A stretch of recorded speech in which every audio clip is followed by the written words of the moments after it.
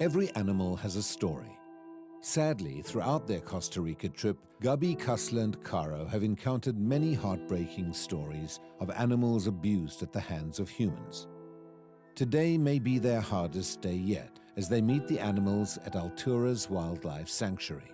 Both monkeys were tied with a rope around their neck to a stick in somebody's yard for more than 20 years. How low human beings have gone treating animals. Here, the staff has put a special focus on keeping track of these animal stories so visitors can learn and be touched enough to do something about it. I just wish it could change. It could change.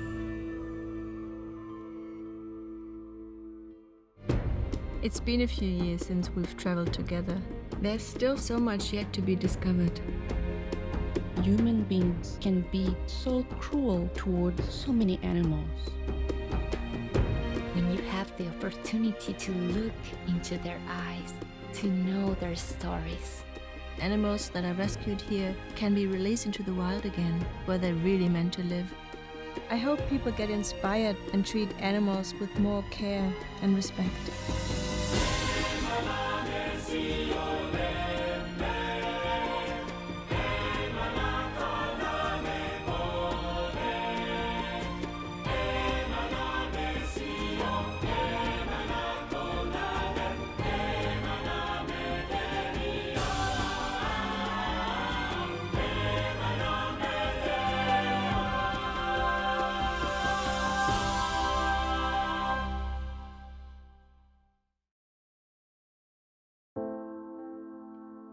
Dominical is a beach town on Costa Rica's western shore, attracting numerous tourists every year. And that's one target audience the Altura's Wildlife Center wants to reach, with its messages about the harmful effects of the wildlife pet trade. Mike Graber, the director and founder, has been volunteering in animal rescue for more than 40 years. And there are few things he loves more than when a child walks into his animal sanctuary tucked under the forest trees among the calls of wild toucans. So my personal vision is to try to inspire the young ones. And whenever I get a kid in here, I work hard at trying to make sure that their interest is piqued. And when they walk out the door, many times they tell me, I'm going to be a veterinarian. And when that happens, it just warms my heart. Mike's sanctuary, Alturas, is the next stop for Gabi, Kasila, and Caro as they travel through Costa Rica. It's been a memorable trip so far. All the impressions, they just float in the rain, don't they? All the animals we've seen all and the the stories. Yeah, Definitely. yeah. But I think we're going to get some great stories today as well. The girls have also been enjoying the local cuisine, which includes eating rice and beans for breakfast almost every morning. I had it twice yesterday for lunch. The waitress asked me, do you want ice cream? Ice cream, if I can have rice and beans. No. No, thank you. And he was like, are you on diet? No, rice and beans is better than ice cream. Rice and beans is a very nutritious meal for a human, but as our three adventurers will find out later, it played a devastating role in the life of one monkey. Caro, Kasila, and Gabi will start today's journey learning about the story of a monkey named Honey and her primate roommates. Well, hello, ladies. Hello. Welcome to Altura's Wildlife Sanctuary. Thank you. My name's Mike. I'm going to be your tour guide today. Our mission here at Altura's is to get these creatures back into the wild. So we accept them, get them well, and hopefully we get them back to the wild. Unfortunately, not all of the creatures are able to go back to the wild, and when they can't go back to the wild, they end up where we are now. This is the sanctuary. This is where creatures that can never go back to the wild are going to live their lives.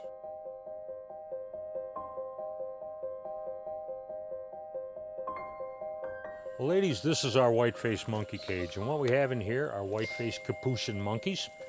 There's 4 of them in here, and all 4 of these monkeys have been taken away from very abusive and illegal situations. The first one that came to us was a guy named Coco, and that's him laying on that branch there with his legs hanging. This monkey was taken as a baby for a pet, tied to the side of somebody's house on 6 feet of rope, never given food, water, protection from sun, or protection from rain, and would certainly have died very quickly had not the Costa Rican government rescued him and brought him to me. But why do people, keep it and don't feed it? That's a very good question. Many people are captivated with the idea of wild pets. It's always a bad idea.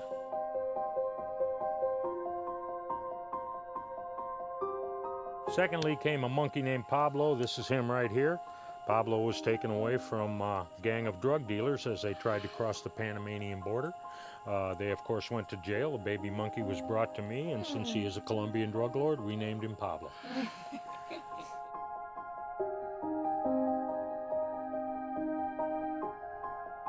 Next came a little monkey named Honey, and that's her sitting up there on the branch. Honey was a monkey that was taken as a baby for a pet, locked in a small cage for 2 years, and during this entire time, she was given very improper nutrition. She was fed only rice and beans and nothing else. When this monkey came to us, it was in very sad condition. It had no energy, its fur had fallen out, it was skin and bones, all from this improper diet.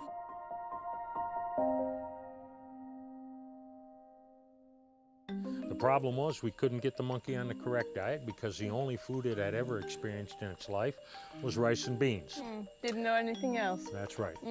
It had never experienced anything else. It had never experienced flavor, pleasure from its food, sweetness, or anything like that. So when it finally did take its first bite of banana, it was sensory overload for this monkey. And within minutes, this monkey was stuffing down the banana with both hands. It had banana smeared all over its face, across the top of its head. And Spading in it. and then that's when the first sugar rush of its life ever hit. And the monkey started running around in circles with 2 handfuls of banana, desperately looking for a place to hide that banana from its other monkey counterparts. Delicious.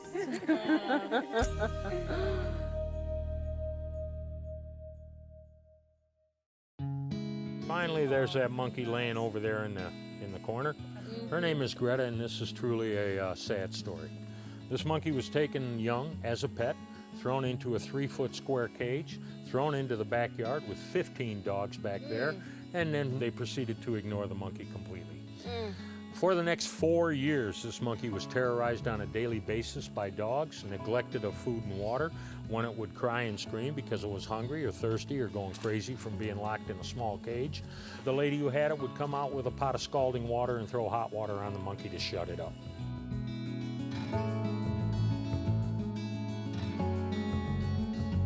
Now, when the monkey arrived here, it arrived in a very bad mental state. It took us weeks just to stop the crying.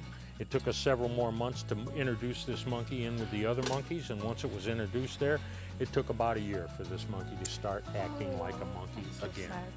It was still experiencing very bad post-traumatic stress episodes for the first 7 or 8 months of its time here. And even now, as you can see, it's not interacting with the other monkeys. So much. Very sad. She's scarred for life. Now she's been with us about a year and a half. She has come a long way. She's actually been seen playing. And when a wild animal that you have in a cage plays, you know everything is right. Right. So she still has a way to go. She has a way to go. She'll be working on getting better her whole life. But as you can see, these other 3 monkeys are here playing. She wants to. She doesn't know how. She's still afraid.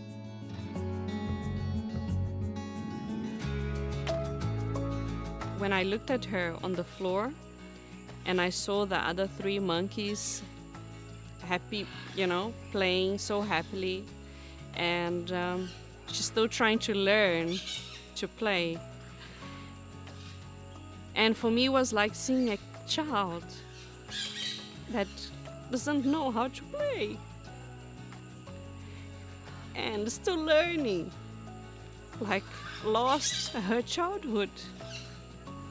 For me, it was so sad because a monkey is such a playful animal. Imagine a monkey that can't play anymore. For me, it was just so sad. And Mike was telling us that they, of course, have feelings like humans do. Sometimes people say, no, it's just an animal, whatever. And no, I mean, they can feel, and we should know that and act protecting them.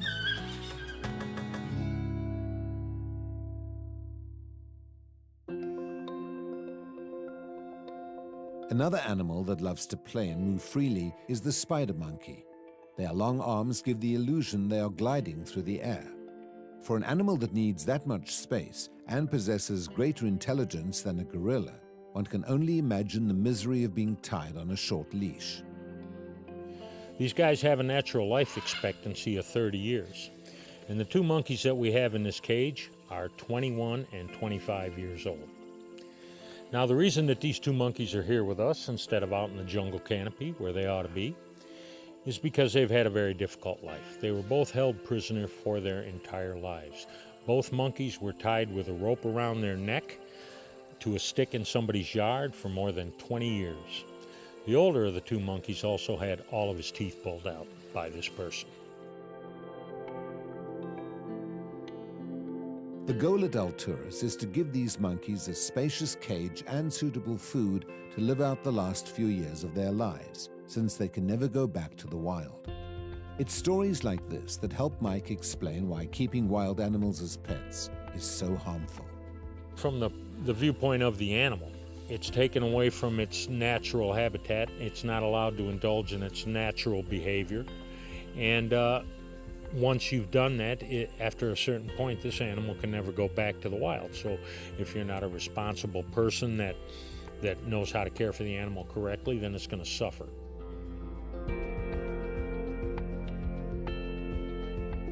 This is one of the reasons that we so aggressively take a stab at the illegal pet trade anytime we possibly can.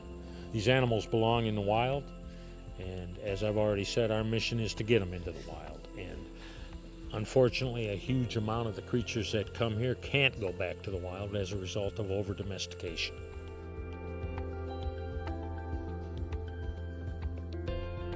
I just wish it could change. It could change. And I'm glad here in Costa Rica, things are getting better.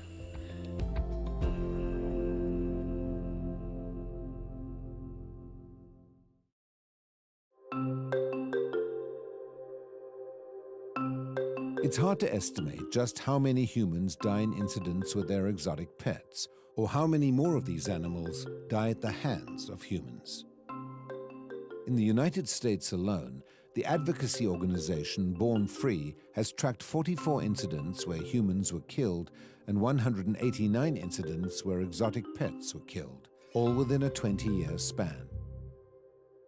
The numbers clearly illustrate that wild animals belong in the wild, where their natural behaviors are not a threat to humans.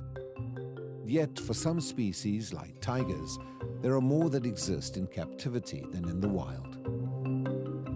Today, Gabi, Kasila, and Caro meet some native Costa Rican animals and hear their heartbreaking and inspiring stories. The animals in this sanctuary are not only affected by the pet trade, but also deforestation and human infrastructure. Join our three adventurers as they learn what can be done to help.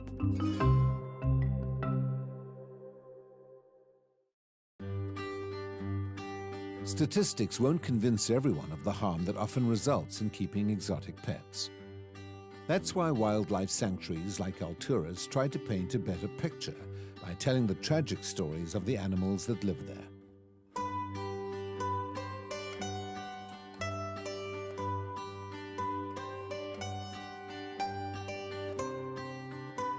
This little guy here is named Rocco, and Rocco's here with us because he was severely over-domesticated. I think he thinks he's a French poodle. He's got one goal in life, and that's to curl up in your lap. Now, that's a very bad strategy for survival in the wild, and so that's why Rocco is here with us. Many people believe they've succeeded if they've trained a wild animal to become docile. But even animals that act tame maintain some wild instincts and may not behave exactly how the owner wants. If the person becomes tired of keeping the animal, it may never be able to get back to the wild. It is sentenced to living a life never fully belonging in captivity or its natural habitat. Add to that the fact that these are wild animals, No matter what it is, there's always a danger to the person who has it because they are wild animals and you can't expect them to behave like domestic animals. Sooner or later, somebody gets bit or hurt. Many baby sloths enter Alturas after falling from high treetops where they were clinging to their mother. But there is also a dark illegal pet trade that is increasingly feeding the human obsession with sloths. These pet owners don't consider that sloths need the high temperature and humidity of a tropical rainforest to be comfortable, as well as a very specific diet. This complex diet makes adult sloths not only hard to keep as pets, but also hard to release back into the wild. And we're just starting to understand their feeding patterns. Sloths exist on a diet of leaves. It's a very low-calorie diet, and out there in the wild, they can eat up to 90-some different kinds of leaves. But in their home territory, a sloth will pick 14 or 15 kinds of leaves to make up its diet. Some of these leaves, though, are toxic. Some of them have very powerful narcotic properties. So if the sloth goes out there and just starts eating leaves, it's surely going to either toxify itself or make itself sick. And so this is a very difficult thing for us. They would learn from their mothers, right? Normally they'll learn from their mother, but a baby sloth stays with its mother for up to 2 years because that's how long it takes for them to decipher and learn this complicated feeding pattern. Wow, that's a long time. That's a long time. According to Mike, sloths can learn from their mothers how much of a leaf they can eat and also what order to eat leaves to neutralize the toxic effects. And while sloths may look lazy, warm and fuzzy, their teeth and claws can move quickly. They're also dangerous creatures. A regular three-toed sloth just has flat teeth like any herbivore, but these guys here have teeth like a dog. And they have no qualms about biting. And if they do get a hold of you with their teeth, they hang on like a bulldog and they don't let go. They seem so docile. They are pretty docile until you get too close. Okay, so keep a distance. Are they related? Because they saw... They're not related. In nature, a baby two-toed sloth will cling to its mother for 2 years, but when it's abandoned and brought to us at, say, the age of a month, like Florisita, the small one there, it doesn't have a mother to cling to, obviously. So what they'll do is cling to any sloth that may allow that, and in this way, friendships are developed and relationships are developed between these sloths. Florisita's been with us actually quite a while. She really has no physical deformities. She's here with us because we're not able to release her. There are places that we are working with that are developing methods for getting these guys back into the jungle. But for right now, we're not comfortable enough with letting her go. We need to be sure they're surviving. You know, the important number is not the number of animals you return to the jungle. The important number is the number of animals you return to the jungle that make it. Yes, definitely.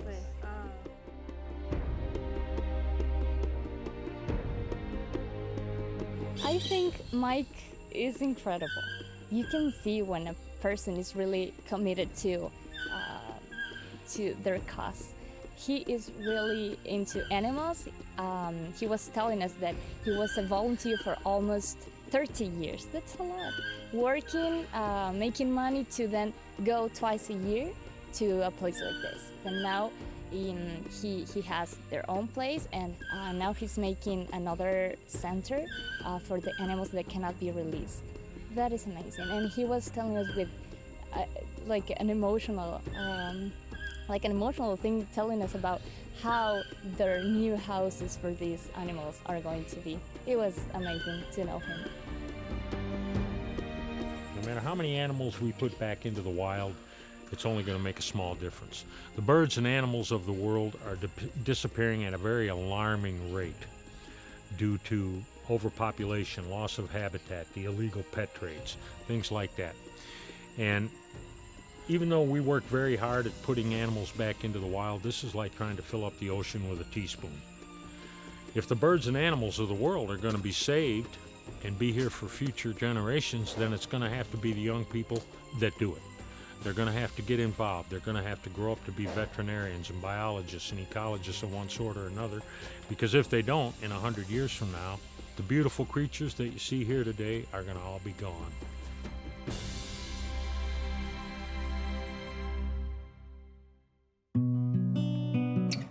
One animal that continues to inspire the staff and mission at Alturas is a young hawk with an appropriate name, Esperanza, meaning hope. Esperanza, as a very young bird, was hit by a car. Right about the time she was leaving her nest, a car collided with her and caused her some very serious injuries. It destroyed her right wing. It destroyed part of her tail. She can't grow a very good tail, but the most serious injury was a very severe head injury. When she came to us, she was unconscious, and she remained unconscious for weeks. It was as if she was in a coma, and every day we would massage food and water down her throat, and every morning there would be some new bird poop there, so we knew she was still alive, but there was no consciousness of any type there.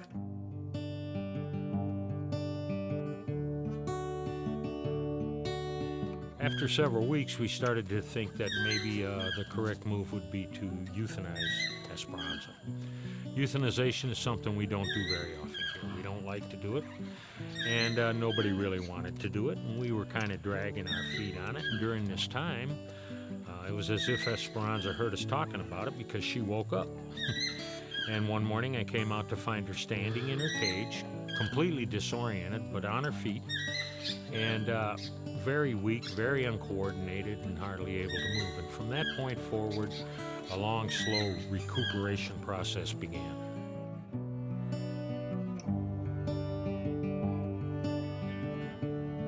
It's now been more than a year, and Esperanza is doing much better, as you can see, but she's still very uncoordinated. She will not ever be able to fly, and therefore she can never go free. One other effect of the brain injury was that her character has become very docile. She's very calm, very tranquil. This is not normal for a bird of this type. We call her the princess of the sanctuary, and everybody here loves her. She might be the most beloved creature here. And when it's time to feed Esperanza, many of our volunteers compete for the honor. Hope. I love that name. I think it captures the way that I feel about places like this. These animals now have hope for a better life. And because of people like Mike, we have hope as humans that we can stop treating animals so badly.